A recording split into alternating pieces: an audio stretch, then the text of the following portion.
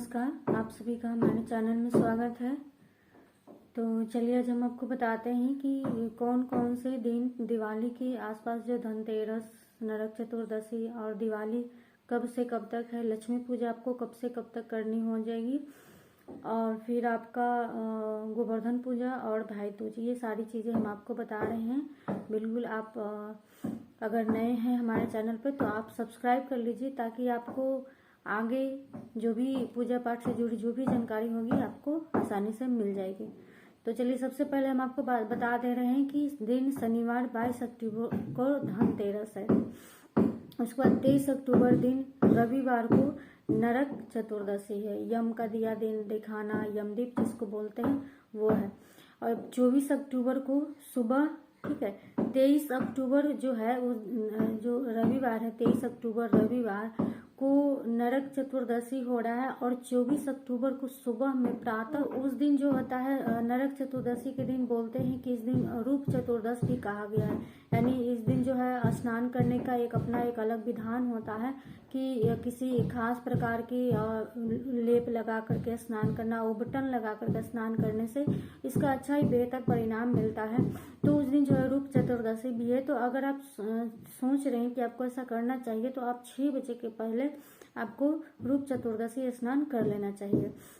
उसके बाद फिर 24 अक्टूबर को जो है दिन सोमवार को अमावस्या तिथि जो है वो आपका संध्या के समय से, ठीक है, संध्या के समय से अमावस्या तिथि सोमवार को प्रारंभ हो रही है 5:28 से। ठीक है, मैं फिर से आपको बता दे रही हूँ, 24 अक्टूबर दिन सोमवार को 5:28 PM से अमावस्या तिथि स्टार्ट हो रही है। और उसी अमावस्या तिथि यानी कि जो संध्या के बाद से जो अमावस्या तिथि शुरू हो रही है, उसी समय, उसी के बाद से पूरी रात्रि तक जो है वो दिवाली पूजन का मुहूर्त मिल रहा है। क्योंकि अगले दिन सुबह में 4 AM है, वहां से जो है वो ग्रहण का सूतक काल जो है वो शुरू हो जा रहा है।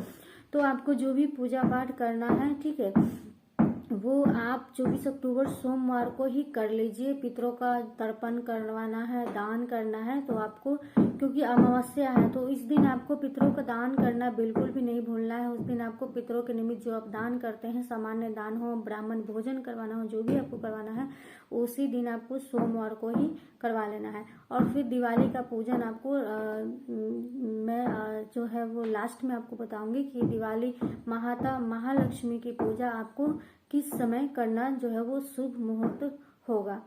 और फिर 26 अक्टूबर दिन बुधवार को गोवर्धन पूजा हो जाएगी। और गुरुवार 27 अक्टूबर को द्वितीया यानी भाई दूज हो जाएगा। यहाँ पे ट्यूसडे यानी कि 25 अक्टूबर को है पूरा दिन ग्रहण का सूतक लग जाएगा। सुबह के जो 4:15 AM से सूतक शुरू होकर के, सूतक काल जो है वो 12 घंटे का होता है। तो 4:15 जो PM होता है वहां से सूर्य ग्रहण शुरू हो रहा है, जो कि सूर्यास्त तक ग्रहण चलेगा। ठीक है, और सूर्यास्त तक ग्रहण चलेगा। उसके बाद अमावस्या तिथि भी समाप्त होती जा रही है। अमावस्या तिथि जो है वो आपका जो है 2:17 तक ही अमावस्या तिथि है। तो 25 अक्टूबर का जो अमावस्या है वो पूरा समाप्त ही हो रहा है। तो 24 अक्टूबर को जो प्रारंभिक जो अमावस्या हमें मिल रही है, उसी अमावस्या में हमें सारे जो पूजा पाठ करने हैं उन्हीं को करना है। और पितरों के निमित्त जो दान करना है वही 24 अक्टूबर दिन सोमवार को ही करना है।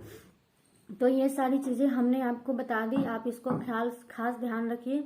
और एक बात, सबसे बड़ी बात जो है वो चीज आपको सबको याद से कर लेना है। वो क्या है? वो है तुलसी पत्र का अपने तोड़ कर, अपने गमले से तोड़ करके पूजा स्थान पर रख लेना।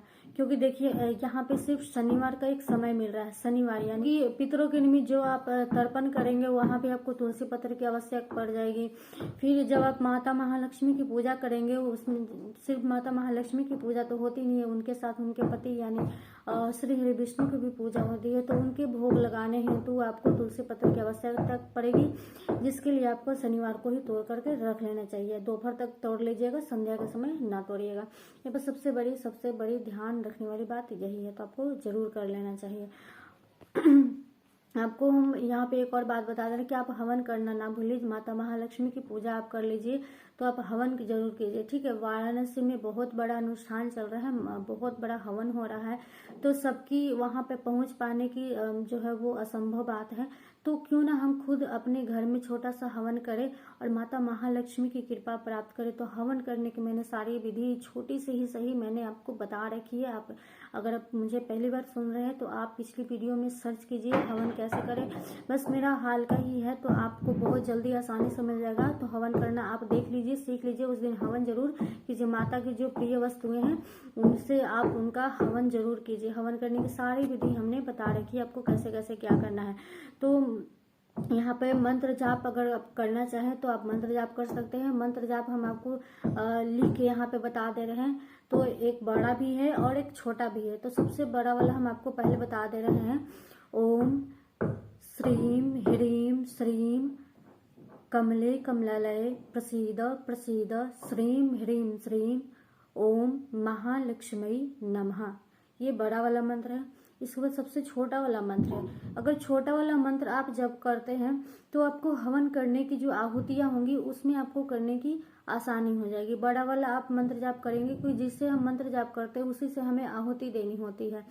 तो अगर आप छोटा वाला मंत्र जो होता है अगर आप उसका जप करेंगे तो आपको आहुतियां देने में भी आसानी होगी। तो छोटा वाला मंत्र हम आपको बता दे रहे हैं। ओम ह्रीम महालक्ष्मी नमः। ये बहुत ही छोटा है, आसान है, सरल है। इस मंत्र का आप 108 बार जप कर लीजिए और उसके बाद आप जो है आहुतियां, जब आप 108 बार मंत्र जाप करेंगे तो आपको 11 बार आहुतियां देनी होंगी। तो आहुतियां देने का भी मंत्र वही है। ओम श्रीम महालक्ष्मी स्वाहा। जब आप जप करेंगे तो नमः बोलेंगे और जब हवन करेंगे आहुति देंगे तो आपको स्वाहा बोलना है।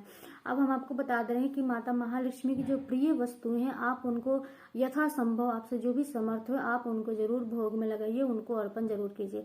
तो सबसे पहले जो है माता के जो प्रिय वस्तुएं, चूंकि माता जो है वो समुद्र मंथन के समय उनका उत्पन्न हुआ था तो उनको जल से संबंधित चीजें बहुत प्रिय हैं। तो जल से संबंधित चीजें आपको एक सिंगाड़ा फल होता है, कच्चा फल होता है, आप वो उनके भोग में रख सकते हैं। मखाना रखिए, ठीक है, मखाना, सिंघाड़ा और बतासे माता को बहुत प्रिय है तो बतासे आप रखिए। कमल का फूल अगर आपको मिल जाए तो उनको जरूर आप अर्पण कीजिए। और गन्ना आपको मिले तो बहुत अच्छी बात है, ना मिले तो आप प्रयास जरूर कीजिए। माता महालक्ष्मी को गन्ना बहुत ही प्रिय है। गन्ने का रस से कहा गया है कि शिवलिंग पे गन्ने के रस से अभिषेक किया जाता है तो लक्ष्मी की कृपा होती है। तो गन्ने का आप उनको भोग जरूर लगाइए। और कमल पुष्प, अगर आपके पास कौड़ियां हैं तो कौड़ियां भी माता के सम्मुख जरूर रखिए। और जो भी आप मेवा मिठाई आपके जो भी आपको मिल जाए मेवा मिठाई रखिए, बट उस दिन आप खीर जरूर बनाइए। माता महालक्ष्मी की पूजा में आप खीर जरूर बनाइए गाय के दूध से। उसमें आप मेवे डालिए और जो मखाना होता है, मखाना इलायची डाल करके खीर जरूर बना करके माता महालक्ष्मी को भोग लगाइए और उसी खीर से आप आहुति भी दीजिएगा। और एक सबसे बड़ी बात हम आपको बता दे रहे हैं, उस दिन कहा गया है कि दान नहीं देना चाहिए, ठीक है, किसी को दान नहीं देना चाहिए। तो दान नहीं देना चाहिए, इससे बड़ी बात है कि दान लेना नहीं चाहिए। किसी भी प्रकार की वस्तु किसी दूसरे से आपको नहीं लेना चाहिए, ठीक है।